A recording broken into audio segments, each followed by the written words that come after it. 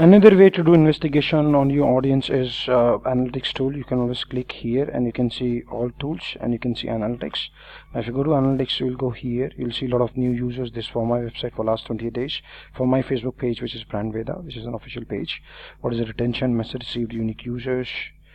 You can see time and date as well. You can see at what time my users are active. So I'll get to know all these details. That is a fantastic way to find. So you can also run campaign according to this time as well. You can schedule your ad as well. You can click and see full report as well. This is about retention. This is about total post. You can see full report here. Total reaction post, post reaction, post shares, messages sent, gender. You can see male, female. You can find this detail. You can find this age, location. You can find some other locations as well. There are a lot of details that you can find. If I click on people, you'll get to know demographics.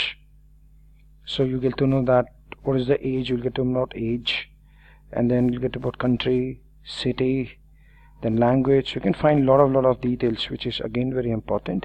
And so you can see a lot of things that you can study. So just go through this. This has got nice feature and find a lot of details about audience as well. This is a great way to do research on audience.